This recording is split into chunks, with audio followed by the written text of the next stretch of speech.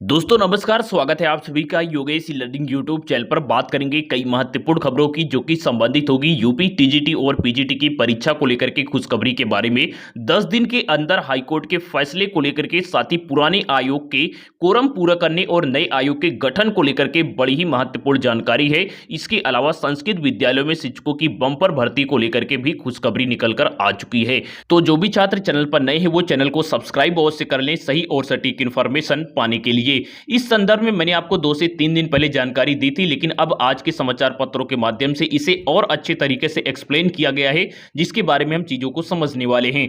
सबसे पहले देखने को मिलेगा कि प्रस्तावित आयोग के कारण लटकी है भर्ती, असिस्टेंट प्रोफेसर की बात हो रही है। एवं इसी को लेकर के हाईकोर्ट का यह भी कहना है कि कैबिनेट के प्रस्ताव आधार पर कानून को निष्क्रिय नहीं किया जा सकता है। यह बात हो रही है पुराने आयोग के कानून की। इसके अलावा यहां पर देखिए, सबसे पहले समझाया गया है कि नए आयोग के चलते ही यहां पर भर्ती परीक्षाएं फंसी हुई हैं, चाहे वो असिस्टेंट प्रोफेसर की हो या फिर यूपी टीजीटी और पीजीटी की परीक्षा हो। इसी को लेकर के देखिए, अब यहां पर रीजन ये भी है कि कम से कम 2 से 3 है ना, कम से कम 3 सदस्यों का होना आवश्यक है यूपी एचईएससी की नियमावली के चलते। नहीं तो हाईकोर्ट कब का ये आदेश दे दिया होता कि आप पुराने आयोग से ही परीक्षा करवाएं, लेकिन कम से कम 3 सदस्यों का होना जरूरी है। लेकिन फिर भी यहां पर जो स्टेटमेंट हाईकोर्ट का आया है, ये छात्रों के लिए काफी संतोषजनक है, काफी सुकूनजनक है। सबसे पहले देखने को मिलेगा कि राज्य सरकार की ओर से कहा गया कि सभी स्तरों के आयोगों का एकीकरण कर नए आयोग बनाने का यहां पर जो प्रस्ताव है ये पास किया गया है। वहीं अगर हम कोर्ट की बात करें तो कोर्ट ने इसको अस्वीकार करते हुए यह कहा कि उच्चतर शिक्षा सेवा आयोग अधिनियम 1980 विधायिका द्वारा पारित विद्यमान कानून है और वर्तमान में लागू भी है, और मात्र कैबिनेट के प्रस्ताव के आधार पर इस कानून को निष्क्रिय नहीं किया जा सकता है। साथ ही राज्य सरकार को यह भी निर्देश दिया कि या तो आप यहां पर सदस्यों की नियुक्ति करें, यानी कि कोरम को कंप्लीट करें, आवश्यक इसको लेकर के जो है कदम उठाएं, अन्यथा हाईकोर्ट अगली तिथि को आवश्यकता का सिद्धांत लागू करते हुए वर्तमान आयोग को चयन प्रक्रिया पूर्ण करने के लिए आवश्यक निर्देश देगी।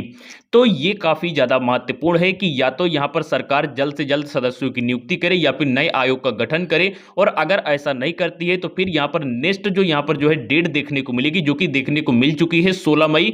तो यहां पर 16 मई को जो है हाईकोर्ट ये निर्देशित कर देगा कि आप इसको लेकर के सदस्यों की नियुक्ति करें और वर्तमान आयोग से ही परीक्षा को जो है ये संपन्न करवाएं।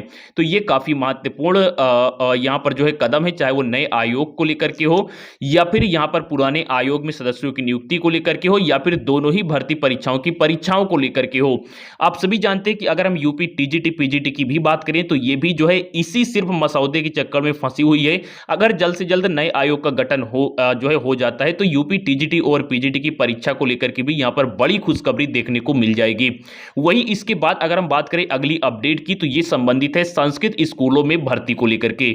देखने को मिलेगा कि संस्कृत स्कूलों में मानदेय पर भर्ती होंगे 2100 शिक्षक। 2100 शिक्षकों की भर्ती तो होगी, लेकिन ये सरकारी नहीं होगी, मानदेय बेस पर होगी। वर्तमान में अगर हम बात करें तो 973 प्रदेश में एडेड विद्यालय हैं और 2 यहां पर राजकीय विद्यालय हैं संस्कृत की अगर हम बात की जाए तो।